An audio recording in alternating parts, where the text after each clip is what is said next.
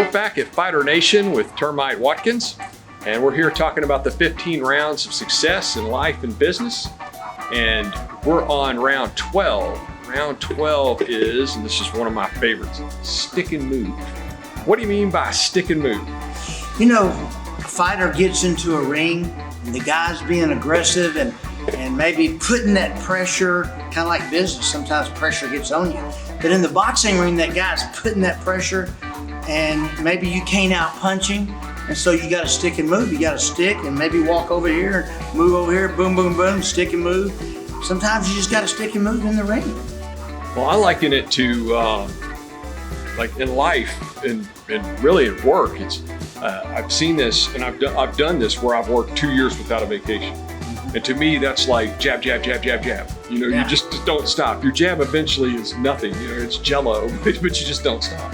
The move part for me is taking some time off. The move is to press in hard. But the guys that are like 70-hour weeks and every week for the rest of my life, you know, have at it if that's what works for you.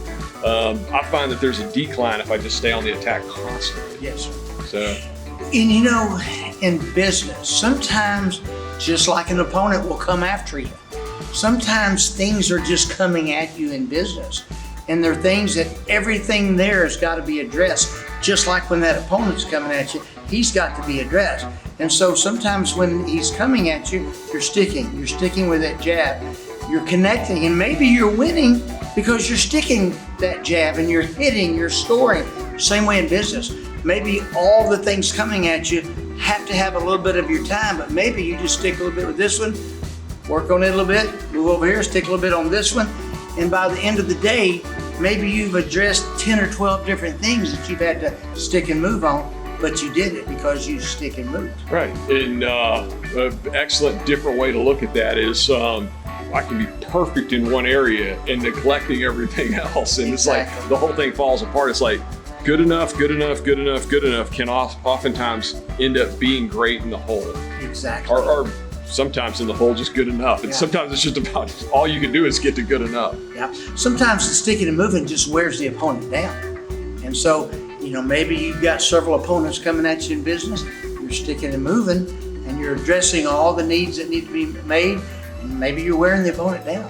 It's sometimes, and I like this idea and maybe dragging us off topic a tad bit, but oftentimes the external opponent is what I'm thinking I'm fighting with.